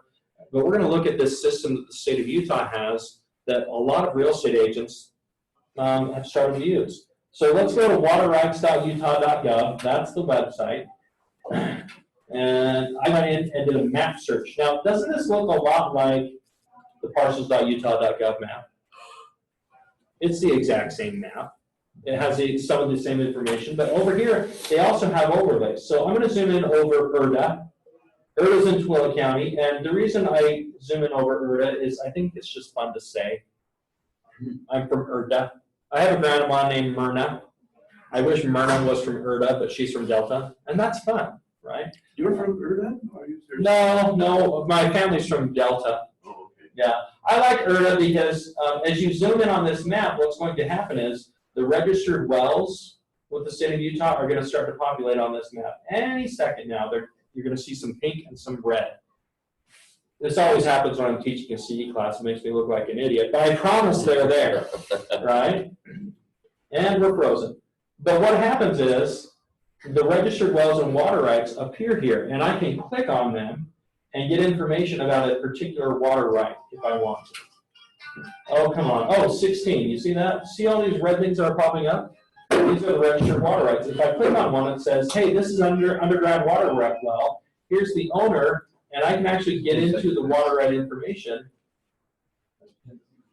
right here. And not only that, I can say to the Division of Water Resources, show me the complete history of this water right that you have on your records, and I can pull it up as one PDF. Now, if you're dealing in Lehigh in a subdivision, do you have to worry about wells and water rights? No. Most likely you're not going to have to. But what if you're somewhere rural? What if you're in Tooele County? What if you're down in Juab County, and the only water they get to water the grass and to drink is from a well? Suddenly this is more important. I can also go into the home display, and if it is a well, I can click on the well report and get the well history. Again, this is using that system of GIS, putting a map there and adding a link to get the base information off of it. So we're going to speed through this again about wells and water rights. Now, on your contracts, a lot of times it'll say the culinary and irrigation water are automatically given with the property. The state of Utah owns every bit of water in the state. So you have a right to use it, but you don't own it. Does that make sense? Can the state of Utah take away your water? Yep. Now, right now in our 2020 legislative session, there are 21 bills dealing with water rights in the state. 21 bills just modifying our water. Is it a bigger deal? In Farmington right now, if you want to do a subdivision, let's say you have old farmland with a well on it, they will not grant you the right to do a subdivision unless you deed over your water rights. It's that important. There are bills in the legislature right now that to take away water for non-use. Like if you don't use your well anymore, we're taking it. This is now the state's water. So there's a lot of stuff that's going on. Water shares are a little bit different. Water shares are things that are owned by, get out of that. A water right that's owned by a company. And the water right is distributed among shareholders. Okay. All right. So water share companies, you can find them online. There's a list. I'm going to send you all the links. To transfer water shares, it's usually a stock certificate or something like that you have to use to transfer. There's usually a fee that the buyer pays for. And it's separate from settlement and closing. Your title company does not insure water rights and water shares. In fact, the only thing that we can do is follow instructions. So if you're dealing with water shares or water rights, call your escrow officer and make sure they know how to transfer the water rights. If they don't, figure that out. Call the UAR legal hotline or your broker, or I would talk to that Brad at First American Water. So like in South Jordan, you wouldn't think that you'd deal with that, but I You did. do. And the seller actually did all that for me. That makes a big difference. Sometimes the irrigation company has a secretary that you pay. Yeah. In Kaysville, there's two water companies, Hay Creek and Case Creek, and they're both big enough that they have somebody full-time that sends you a little sheet, you fill it out, you pay $40 and you're done. In other places, it's not that simple. I think I have a certificate. Yeah, this is Eden Waterworks. In order to transfer, you have to have your original certificate or pay for a new certificate to be issued. And then the seller has to endorse it on the back. And you pay money for a brand new certificate with gold foil. I don't know why they're keeping the gold foil companies in business, but that's kind of what they're doing. Sometimes you'll see evidence of water shares on a deed. What do you do with it? Water rights and water shares, or water in Utah, can only be used for the way the state has granted your right. So if you have culinary water, and that's the only right you have from your well, you cannot use it to water your grass. If you have stock water for horses and cows or sheep, you can't use that to drink. Does that make sense? They regulate the water that tightly. How can you find out some of that? Because we have huge water issue on a property that we have listed, a ranch down south. Division of Water Resources is the way to go. Yeah. Yeah. Use that water right map. You can actually search by parcel number. Where's it located? Capitol Reef. Good Yeah. luck with that. Yeah, good luck with that. Yeah. Are you outside of Torrey? We're on the other side. On the other side of Cavalry. And back's Capitol Reef. We're in Wayne County there. So, yeah. It's from what the landowner is saying, it's kind of different from what we've been finding, but it's, I would call that Brad Dobson right away because water down there is very, very valuable. yeah, going, that's part of it. Yeah. I mean, it's good, but it's, And you know, water right insurance, you might pay $1,500 or $2,000 to get the water right insurance, but they're going to tell you exactly what you have. He did a class here once too. Yeah, Brad's awesome. He's a great guy. because that we've been trying to get a hold of a lot of people who would actually want to talk to you for the past year. And just apparently we haven't found that Yeah, I would start with the Division of Water Resources and then call Brad when you have the information. And that water right map is invaluable because again, you can search by address, legal description, parcel number in the county. If you're down in Wayne County, I would certainly look into that. Because some people think they have water rights to the property and they don't. They've never registered them. Other people think, well, I have this much water, but the state has actually gone in and taken some of that away. It's a moving target for sure. And All right, so sometimes to hook up the city water, you have to relinquish You do. your rights. Here's your steps for transferring water rights. We're not going to go through them all. Here's some other questions about what happens on your agreements with water rights. What are things you need to think about? What you need to disclose as a seller and what you need to think about as a buyer. And by the way, when you transfer water rights, that doesn't transfer well equipment.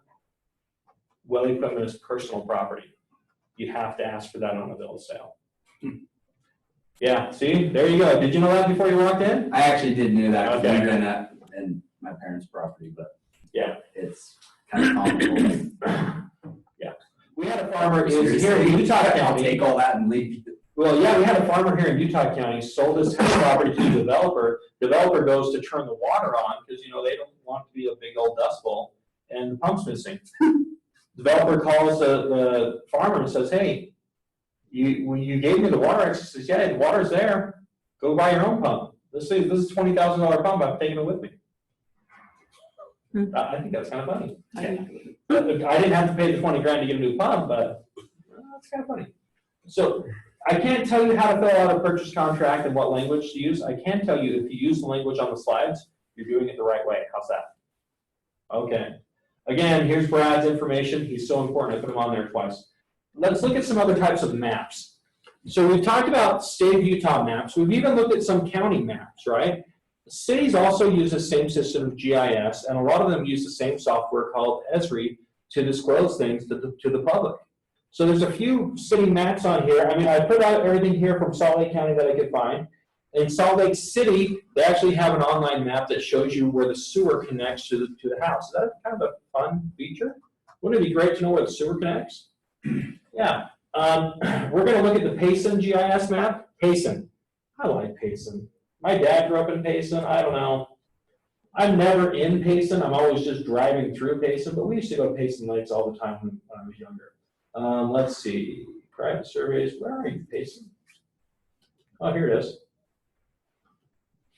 This is our Payson City GIS map. And the fun part about it is they've made a whole bunch of stuff public that other cities have maintained their own control over.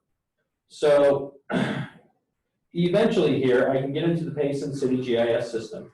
I can zoom in, and if it'll let me, I can say, hey, Payson City, you know what would be great is, sorry, it's taking a little longer to load. If you can show me where all the utilities connect for every property in your city, water, sewer, gas, their map will show you that if it would work. I actually have it on the slide, so we're not going to wait on Payson system.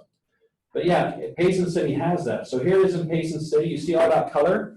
Each color represents a different utility and how they connect. Okay, in Kaysville City, they have an online map that shows you where the snowplow is in real time. What? Isn't that kind of cool? In Layton City, it'll tell you what school you're supposed to go to, what's the UTA bus routes that are closer, and what time the bus gets there. In Clearfield City, not only do they have that, they have your garbage day, which was a big deal for me. What does your garbage get picked up? They have all this different thing. It actually shows you snowplow rankings. Like, when is a snowplow going? Do you go by your house? Are you in the gold, silver, or bronze category? It's kind of fun, right? Also, planning and zoning maps. A lot of those are interactive maps now that you can get through. So you got all these different things for different cities. You have your interactive maps from the assessor's office. This is where you click on it, pull up the tax data. Those are free for a lot of counties in the state of Utah. How about school district maps? Do you know most school districts, especially along the Wasatch Front, have interactive maps where you can click on a property, it will tell you your elementary school, junior high, and high school? You get that on our Yeah, the MLS will do that too, yeah. Has anybody ever used the FEMA flood map search before? So is my property in a flood zone? If you go to Google and type in FEMA flood map search, it takes you to this very page. Wow. You can put in an address. I did it for my house, right? There's my house, the red little dot right there. And it gives me two different types of maps, the dynamic map and the firm map. The firm is the flood insurance rate map. This is what people are paying $17 for on every loan. Somebody looks at this map, right? Remember how that creek runs through my subdivision? Here's the creek that runs right through here, and where the flood zone is along the creek. And I live right here, so I'm not in the flood zone. And here's also the aerial map that shows where the creek runs. Again, here's my house. Here's our little area with our 3 houses on the corner. Okay, how much was that map, by the way? Free. It's free, 100%. Okay, here's our fault and fold map that we looked at before, where the earthquakes, or where the known faults in Utah. It's not all the faults, just the known ones. Okay, we've looked at this before. You can figure out what type of soil your house has by looking at the interactive geology map on the state of Utah. Here's my house. I'm in the Claffey zone. I don't even know what that means. But yeah, I figured it out. There it is, baby. I can look at federal and state declared wetlands on wetlands map that are interactive. I can put in an address or just zoom in. Am I near a wetland? Man, there's a bunch of reeds growing here. Is this designated wetland for federal government? If that's a thing, can you develop it? No. A lot of the cities will have flood zone maps on their websites as well. Some of them are dynamic, meaning you can click and download. Others you have to do a search on. If you want to know where all the hot springs are in Utah, there's a map for that, baby. You can click on it and get the geo coordinates, and you can be skinny dipping by 6 p.m. Don't invite me. I'm not going. Not going to do it. Has anybody ever seen the earthquake map from U.S. Geological Survey?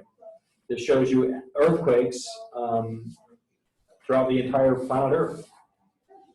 And it also tells you where you're more likely to have an earthquake. Don't worry that we're in the red zone. Don't just keep that out of your head. You can actually go to U of U, and they have an earthquake map that shows every earthquake, right? And Not just the big ones. it's cool, yeah, even right after it happens, Yeah. it'll pop up. I was mowing my lawn one time. I turned, let go of the hand, the lawnmower turned off, and I heard and felt an earthquake. And I went inside and I told my wife, I'm like, I think I just felt an earthquake. And she's like, shut up. You did not feel an earthquake. I went to the U of U map, and just over the mountain in Morgan, there was an earthquake right at that time. I felt it, baby. So on the app, you can actually say, did you feel it? And I was one of the reporters that felt the earthquake.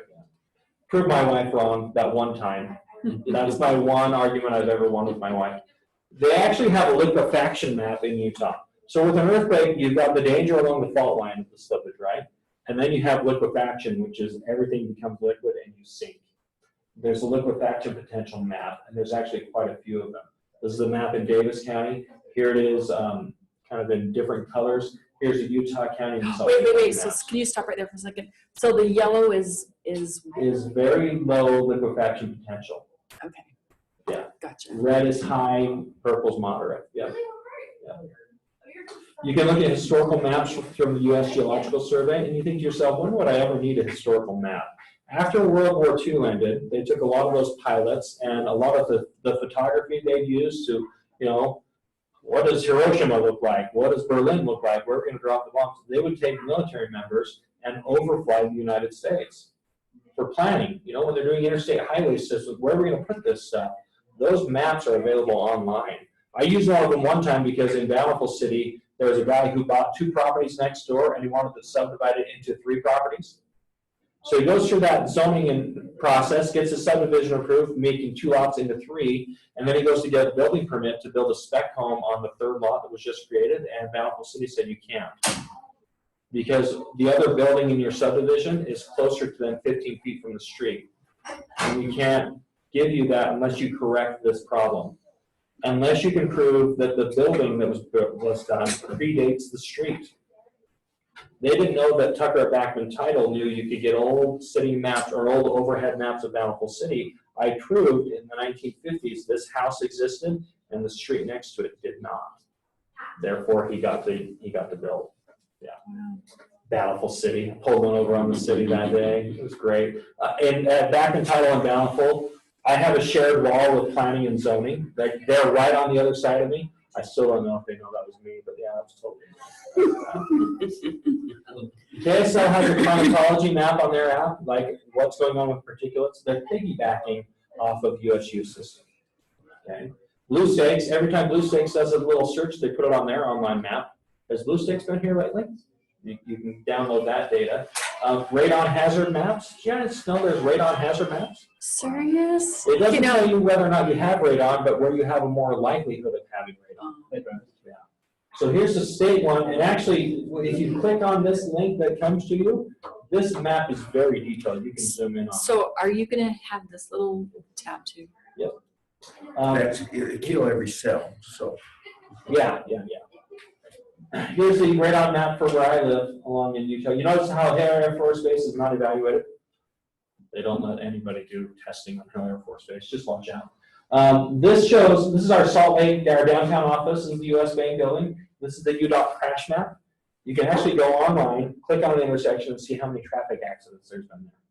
Not only that, you can see what caused the accident. Is this an older person who shouldn't be driving anymore, a teenage driver? Is this weather related? Is this animal related? Like, did somebody hit something? Was this impaired driving, drugs or alcohol? It'll tell you on the UDOT crash map. Is that kind of crazy? Okay. Yeah, vehicle collision maps. You have the maps from the federal government telling you how many loans originated within a census tract area of 2,000 people. What type of loan originated in that area? You have the Find Your Representative map. I got the 2 stewards right now. They don't like me because I email them so often about stuff, especially during the legislative session. You have the Unified Transportation Plan from UDOT. What the heck does that mean?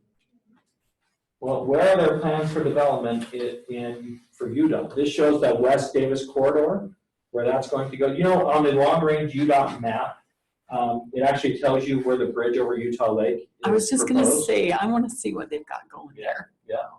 UDOT has another map that's for ongoing construction projects. What's planned when the next phase of construction begins. It's all online. It's just click and the information downloads. This is the Utah watershed restoration map from the Division of Natural Resources. This goes in and says, okay, here's where we partnered with somebody like Trout Unlimited to tear down concrete dams and streams. It'll actually have the geo coordinates of where the stream has been repaired.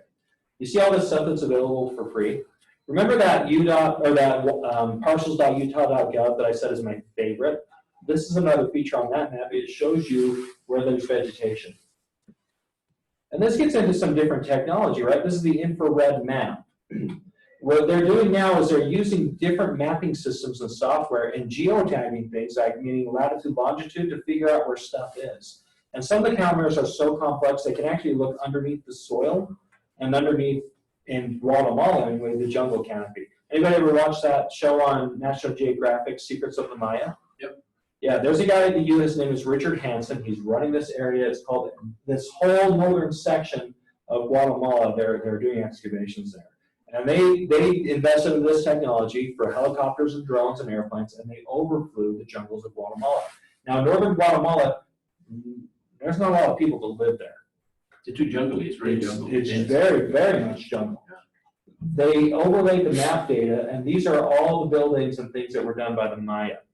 They used to think there was about 1 million people that lived in this area, in the pre-classic area of the Maya. They've upped that. They think there were 30 to 35 million people living there based off of the buildings that were done. They have canals that run for miles and miles. They have paved roads for miles and miles. They would know about these big pyramids because they would look like hills, right? All these little structures, they would walk by them every day. They wouldn't know that they were there until the images came back and told them that was going.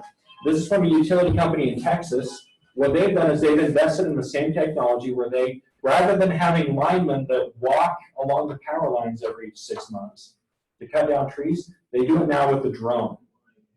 The drone will fly over the power lines. It'll have a laser that bounces off the trees, and based off of the laser return, they'll know what type of tree it is. And then they can put the water data in there, how much water fell in that area, and know how much that tree is going to grow that year. And they're geotagging individual trees for people to cut down. It's saved them on injuries. It's done all. I thought you were gonna tell me that the drone was cutting the trees for you. No, that's 10 years away. They're not quite there yet. Okay. So the idea behind this is that in the future, we're going to be able to give our clients more information in a way that they can understand it. Like, how would your clients have trouble using Google Maps? Like, almost none of them. Imagine if you can give your client information on a base map, put the parcel data on there from the state of Utah, from the federal government, place the data from a platter survey on top of it, just like we've done in our little class, and then I can put the title data on here, and here's a described easement that doesn't show up on the map. Here's where the easement runs. Or click here to get the copy of your CC&Rs, or click here to get the reservations that are on this deed from 1950. That's kind of the future of this, where our clients aren't just going to get a static, written, typed up title report. They're going to get that too, but hopefully they're going to be able to use that in a way that they've never done it before. So again, bottom line for you guys, get the dedicated map. That's the most important thing that I can tell you. Dedicated, overhead, and the ownership plat. Guys, we're all done. Thank you very much. All done. Hopefully that was worthwhile. You said dedicated overhead and owner's And plat. ownership plat, yep. The dedicated map, the ownership map, and the overhead plat from parcels.utah.gov. I had a conversation with a lady who works for another title company, and let me preface this by saying she is an awesome escrow officer. We love working with her. We've asked her over and over again, will you please come work for Backman Title? And she's like, no, I'm happy where I am. And every time we talk to her, it's like, are you sure you don't want to work here? This is how highly we think of this person. And she and I had a transaction together, and we're looking at, and on RPR, our title searcher disclosed a bunch of stuff, like a boundary line discrepancy. And she's like, how do you know there's a boundary line discrepancy? There's nothing, there's no gaps or overlaps that show up on the plat map. I said, well, gee whiz, did you look at the overhead map? And she said, they don't have that in Davis County. I said, are you at your computer? And I showed her how this kind of works. Can I show you the problem that we ran into? This is in Bountiful, right? Again, here's, actually, this is my office, I think. No, that's the post office. We're going to look here in Bountiful along Bountiful High School. Do you guys know where Bountiful High School is? Yeah, so this is Bountiful High School. This area here, between Bountiful High School and Mill Creek Junior High, this is a pioneer plat. That's the last time the property had been surveyed.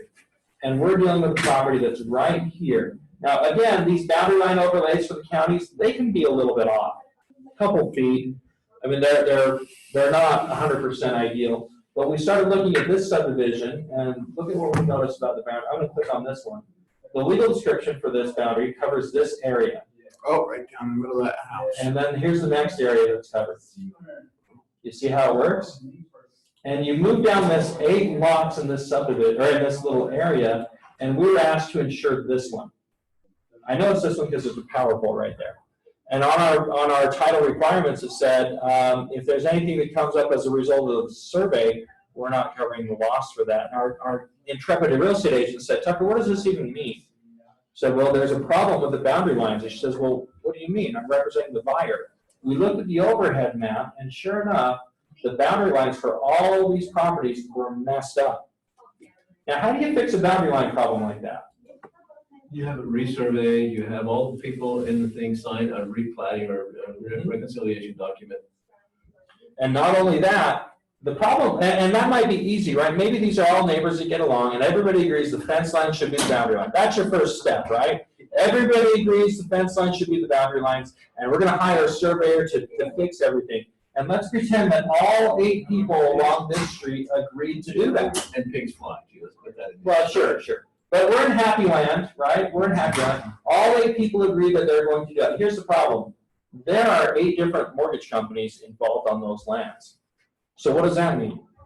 All 8 of those mortgage companies also have to agree to release their interest in the real property and do a reconveyance or partial reconveyance. Same thing before. Yeah. I was at church one time on one of those folding metal chairs, and my daughter says, Dad, how much longer? You know, she's 8, that's what she does. And I leaned over to look at the clock because it was just out of reach, and the little rivet popped, and I went down on the ground. I was on the front row of the back row. No one noticed, right? Everybody noticed. It was a thing. Even the bishop was like, it was great. But yeah, that's the problem. So I have this little thing that talks about if you're going to do a boundary line agreement, here's some steps to do it. One of the steps that might not be on there, oh no, it is. You have to get lender approval if the property is encumbered. Our boundary line agreement law changed in 2019 as well. In order to do a boundary line agreement or adjustment, there has to be a surveyor involved. You can't do it without a surveyor. That changes taxes, that changes. It changes everything. It changes everything. Liens, encumbrances, taxes, it changes it all. And a licensed surveyor. So what happens if, if you know, somebody's been paying on it, like. Well, this guy's probably been paying So on. like, let's say that house right there, that there wasn't a house Mhm. over the middle of that line, but that was just grass, where he now has his huge yard, but it's not really supposed to be his, but he likes it. And now it actually belongs to the other guy, but he's been paying on it for 15 years. The court now, Can the other guy be like, hey, we just bought this house and we noticed this? Like, is there? so the court usually holds that the fence lines are the boundary lines, but it has to be litigated. There's a website, it's called, if you go to Google and search for the State of Utah Ombudsman, I never say that right, but it's propertyrights.utah.gov. They answer all these questions about eminent domain and condemnation and prescriptive easements, and they have all the timelines that are there on that website. That's pretty good to go to. Most of the time, from a title insurance perspective, if the boundary lines are off from legal descriptions, you've got to have an agreement or you've got to have a decision from a judge in order for it to be insurable. Yeah. All right, guys, this time for real, I think I'm really done. I'll bank your hours today. If you put your email address on the sign-in sheet, you'll get an email from me. It'll have a link to download the full-size color copies of the slides. It'll also have all this stuff about the primary residential declaration. They'll have the links that we looked at in class plus a few more. Thank you so much. That's it. Awesome plan too. Yeah. Oh, thank you. I'm sorry I hadn't spent time. I got a bill in the legislature that's right on the floor right now, and my person's attention is telling me to ask any questions. No, you don't have to apologize. It was right. Yes, I am. So sweet. Yes, I am. Great class. Guys, thank you so much. Tucker, you did this 2 years ago and you had that little white house in Ogden as your example. Oh, yeah. Little lane on the side of it. But this class is still very interesting. Yeah, it changes over time. Yeah. I decided, okay, we're gonna talk about this different. The center of those things still the same, and your house and your dad's house still the same. Yep. I didn't take as many notes this time. Never did it. Well, I'm hoping that I can, because every class I teach changes over 2 years and stuff, and I read it and see. Oh, yeah, I'm glad you came. Set up right Thank there. you. Awesome. Coming out in the snow, everybody. Thank you for doing that. Thanks, Andrea. I should have taken the freeway. Yeah, I know it is. And if you just Google First American Water, Brad Dobson, his name will pop up. But it's gonna come on. That's a good class. Yeah. Absolutely. It's amazing what we have available now, you know? I used maps like all the time, the water rights map. Oh, yeah. See, actually, it's the first property I ever owned was in Lake Point. It was 2 acres. And, Yeah, if you're in building and development, you've probably seen how through the years, how much more they're requiring you to do now. No, way more. And do not keep handing it off to other people. I call my surveyor, I need this when I fill it myself. And so I end up with a survey bill, not that they've done the survey, but they got that same survey site you're talking about to give me a response, right? Yeah. And I just did it myself, I didn't need to call them. Yeah, you can get that stuff for free and maybe save yourself some. Well, I'm telling you too, it Yeah. takes 3 days for them to get back to me, and I need it now, and that kind of stuff, so it's really right. It's well done. Oh, thank you. Well, we were expecting about 15 or 18. I think the snow killed it all, but it's I like the smaller classes anyway because people get a chance to participate when they don't get to usually. I was serious about not having it, company or someone who would be entrepreneurial and say, hey, we're map specialists, we will deal with all things maps. We're looking at it with starting with commercial properties, because there's a lot of commercial brokerages that would love to have data like that crash map. And if it's produced by a government agency, it's a public record, and a lot of it is downloadable free. You just have to create the system to capture the data and then be able to disclose it. So we're looking into that pretty heavily, looking into, do we need to create a different department? Because we can't just have our title searchers do it, because that's going to take them away from doing the thing that they're doing now. Yes, sir. Oh, great. And satisfactory, I hope. Okay.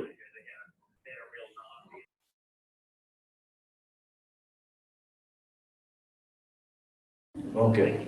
You're welcome. See ya. Oh, yeah, this is not connected anymore. Well, that's my lobbyist that said, you made it, man. All right. Can I ask what your bill's about? Oh, yeah. I can tell you a little bit about it, but I can't tell you a whole lot. Oh, that's okay. It's always a jeopardy until it's all passed, you know what I mean? And I'm a bill reader for the Land Title Association. Oh, yeah.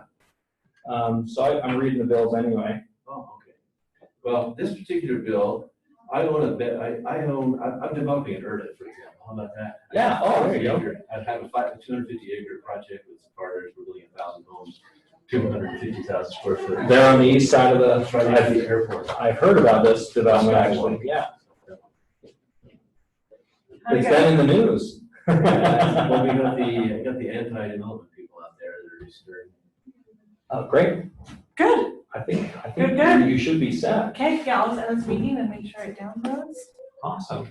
Well, hopefully I didn't get out of something I was not supposed to. Oh, no, you're fine. So Okay. good. So this, I'm also I have a road building product that build a road for 1/5 the cost of an asphalt road.